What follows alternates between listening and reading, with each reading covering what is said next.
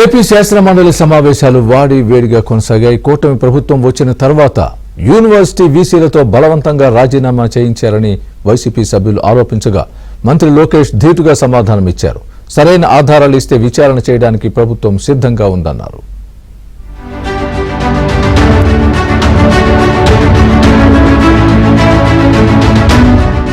ఆంధ్రప్రదేశ్ శాసనమండలి సమావేశాలు వాడివేడిగా జరిగాయి. గవర్నర్ ప్రసంగంపై ధన్యవాదాలు తెలిపే తీర్మానంపై చర్చ సందర్భంగా శాసనమండలిలో గందరగోళం నెలకొంది. కూటమి సభ్యులు వైసీపీ ఎమ్మెల్సీల మధ్య వాగ్వాదం చోటు చేసుకుంది. వైసీపీ ఎమ్మెల్సీ తూమాటి మాధవరావు ఇంగ్లీష్ మీడియం గురించి ప్రసంగించారు. ఇంగ్లీష్ మీడియం లేకపోతే సాఫ్ట్వేర్ ఉద్యోగాలు ఎలా వస్తాయని ప్రశ్నించారు. అయితే వైసీపీ ఎమ్మెల్సీకి హోంమంత్రి అనిత ఘాటు కౌంటర్ ఇచ్చారు.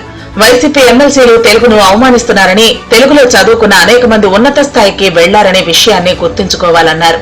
ఏం తెలుగు చదువుకున్న వాళ్ళు కలెక్టర్లు కాలేదా? తెలుగు చదువుకున్న వాళ్ళకి పెద్ద పెద్ద పొజిషన్ లో లేరా? తెలుగు వాళ్ళు ఈ రోజు ఢిల్లీలోని పెద్ద పెద్ద పొజిషన్స్ లో లేరా అధ్యక్ష? తెలుగు మీడియంలో చదువుకున్న వాళ్ళందరూ కూడా ఈ రోజు మంచి మంచి పొజిషన్స్ లో ఉన్నారు. తెలుగు చదువుకుంటే సాఫ్ట్వేర్ ఉద్యోగాలు రావు అన్న పదాన్ని అతను ఇట్టుగా చేసుకోవాలి అధ్యక్ష. తెలుగు రాష్ట్రాల్లో శాసన మండలి సభ్యులుగా ఉన్న వాళ్ళు తెలుగును అవమానించడం అన్నది నిజంగా చాలా దురదృష్టకరం అధ్యక్ష. దీన్ని మీరు ఎట్టి వేసుకోవాలి, విత్డ్రా చేసుకోవాలి అధ్యక్ష. ఇదిలా ఉంటే కూటమి ప్రభుత్వం అధికారంలోకి వచ్చిన తర్వాత బీసీల రాజీనామా అంశంపై వైసీపీ, టీడీపీ మధ్య వాదోపవాదాలు సాగాయి. బీసీలను రాష్ట్ర ప్రభుత్వం బెదిరించి రాజీనామా చేయించిందని వైసీపీ సభ్యులు ఆరోపించగా ఈ అంశంపై న్యాయ విచారణ చేయాలని మండలిలో ప్రతిపక్ష నేత బొత్స సత్యనారాయణ డిమాండ్ చేశారు. బెదిరింపులతోనూ రాజీనామా చేసినట్లు వీసీలు లేఖల్లో పేర్కొన్నారన్నారు.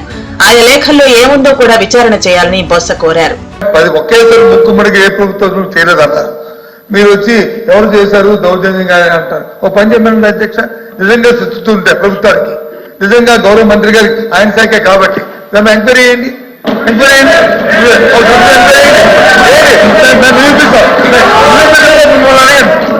నిరూపిస్తాం ఎంక్వైరీ ఏమని సార్, దయచేసి ఎంక్వైరీ ఏమని చెప్పాలి సార్. వైసీపీ ఎమ్మెల్సీల వ్యాఖ్యలపై మంత్రి లోకేష్ ధీటుగా సమాధానమిచ్చారు. ఆధారాలు లేకుండా బురద జల్లే ప్రయత్నం చెయ్యొద్దని పిలుపునిచ్చారు. బీసీల రాజీనామాకు ప్రభుత్వానికి ఎలాంటి సంబంధం లేదన్నారు. విపక్ష సభ్యులు గవర్నర్ ను అవమానించేలా మాట్లాడుతున్నారని మండిపడ్డారు. వైసీపీ సభ్యులు ఆధారాలను మండలి చైర్మన్ కు అందిస్తే విచారణ చేస్తామన్నారు.